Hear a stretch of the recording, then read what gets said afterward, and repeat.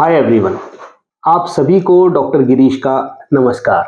अक्सर देखा गया है कि जैसे जैसे लोग बुढ़ापे की ओर अग्रसर होते हैं, उनमें दुख की भावना, निराशा की भावना जागने लगती है। थोड़े थोड़े चिड़चिड़े भी हो जाते हैं। इस दुख, डिप्रेशन या चिड़चिड़ेपन की दो मुख्य वजह होती हैं। पहला कारण है गिरता स्वास्थ्य या कम होता एनर्जी लेवल। जैसे कि कुछ साल पहले तक जिन सीढ़ियों पर दौड़ दौड़ कर चढ़ जाते थे, अब उन पर रुक रुक कर धीरे धीरे चढ़ना पड़ता है। अच्छा, लोगों को आपकी ये तकलीफें बाद में नजर आती हैं, पहले आपको खुद महसूस होना शुरू हो जाती हैं।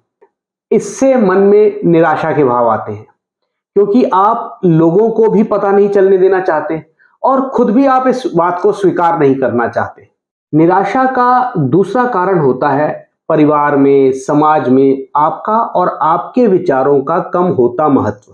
पहले जो लोग आपको बहुत इज्जत देते थे, आपकी बातें बहुत ध्यान से सुनते थे, अब जब वो आपको नजरअंदाज करना शुरू कर देते हैं तो मन को बुरा लगता है।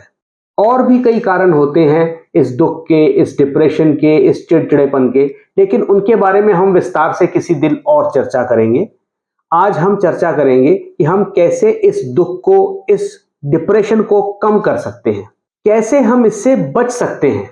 मैं आज आपको बुढ़ापे में खुश रहने के 6 मंत्र दूंगा। मैंने इसे नाम दिया है 6 happiness mantras of old as, यानी खुशहाल बुढ़ापे के 6 मंत्र। यदि आप और आपका मन खुश है तो आप अपने चारों ओर खुशियां बिखेरते हैं और ये आपके आसपास के लोग महसूस भी करते हैं। इसलिए इस वीडियो को अंत तक जरूर देखें और उन्हें जरूर शेयर करें जिन्हें आप खुश देखना चाहते हैं। तो चलिए शुरू करते हैं 6 happiness mantras of old as.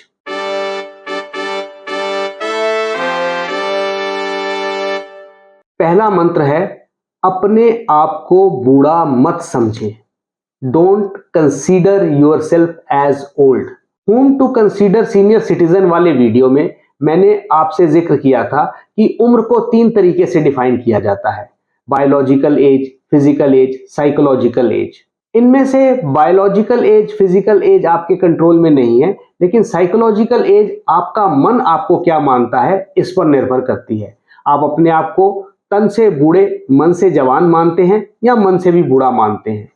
उस वीडियो का लिंक मैंने नीचे डिस्क्रिप्शन में दिया है, यदि आपने अभी तक नहीं देखा है तो उसको जरूर देखें। तो पहले मंत्र के हिसाब से आपकी फिजिकल एज या बायोलॉजिकल एज कुछ भी हो, आप अपने आप को बूढ़ा नहीं समझेंगे, बूढ़ा नहीं कहेंगे। और इसके लिए आपको एक्टिव लाइफस्टाइल अपनाना होगा। अपने बचपन और जवानी के दोस्तों के साथ ज्यादा से ज्यादा समय बिताएं, क्योंकि उनके साथ आप उसी उम्र में पहुंच जाते हैं। हमेशा पॉजिटिव सोच रखें, आशावादी दृष्टिकोण, और बालों को डाई करें, अपने चश्मे का नंबर ठीक रखें, डेंटिस्ट से अपने टूटे दांतों को ठीक करवाते रहें, अपनी लुक्स पर मेहनत और खर्चा दोनों करें। और फिर भी यदि आपको मेट्रो में, बस में, ट्रेन में या किसी लाइन में कोई आदमी सीनियर सिटीजन समझकर सीट देता है तो मना नहीं करना है, बल्कि अभी तो मैं जवान हूं ये सोचकर उस सीट पर बैठ जाएं। दूसरा मंत्र है, change with the changing times. बदलते समय के साथ खुद को बदलिए। टेक्नोलॉजी बहुत तेजी से दुनिया को बदल रही है, बहुत तेजी से दुनिया आगे बढ़ रही है। अगर आपने अपने आप को नहीं बदला तो आप पीछे रह जाएंगे। इसलिए नई चीजों को सीखने में, नई चीजों को अपनाने में कभी परहेज ना करें। हमारे टाइम में ऐसा होता था, ये वाक्य कभी नहीं बोलना है, क्योंकि ये भी आपका ही टाइम है। तब ऐसा होता था, तब बच्चे बहुत बातें मानते थे, तब बहुएं ऐसा करती थी, तब हम ऐसा करते थे, तब ये चीज इतने की आती थी।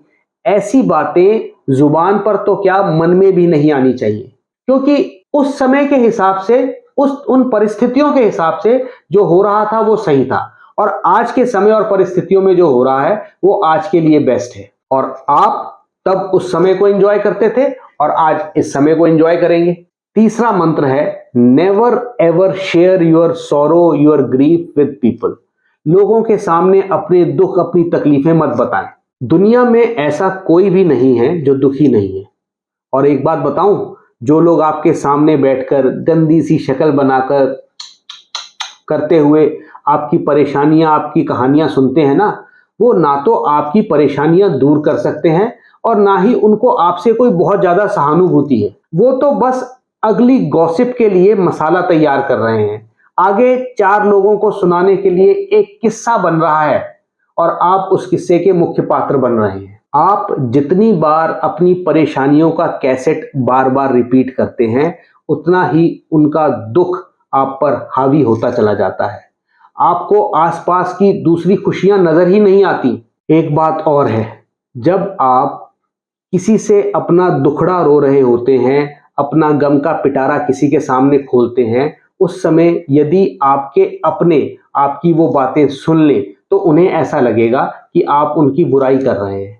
क्यों? क्योंकि उनके ऊपर जिम्मेदारी थी आपको खुश रखने की। आपने चाहे ऐसा इंटेंशनली नहीं किया, आपने ऐसा सोचा भी नहीं, लेकिन उनको यही लगेगा कि आप लोगों से उनकी बुराई कर रहे हैं। तो लोगों की सहानुभूति तो मिली नहीं और अपने और नाराज हो गए। इसलिए ये आदत बिल्कुल भी छोड़ दें। मुझे कमेंट्स में बहुत सारे लोगों ने सुझाव दिया है कि वीडियो ज्यादा लंबे ना बनाऊं, क्योंकि बुजुर्गों का अटेंशन स्पैन कम होता है। इसलिए खुशहाल बुढ़ापे के बाकी 3 मंत्र अगले वीडियो में बताऊंगा। ये तीनों मंत्र अच्छे लगे हों तो इस वीडियो को ज्यादा से ज्यादा शेयर करें, लाइक करें, कमेंट्स करें। उन लोगों को जरूर शेयर करें जिन्हें आप भी खुशहाल देखना चाहते हैं। चैनल को सब्सक्राइब करें, बेल आइकन को दबाएं ताकि आगे आने वाले वीडियोस सीधे आप तक पहुंच सके। और अगले वीडियो में बचे हुए खुशहाल बुढ़ापे के 3 मंत्रों पर हम चर्चा करेंगे। तब तक स्वस्थ रहें, मस्त रहें, व्यस्त रहें, because you have to sing and dance with Dr. Girish. Thank you.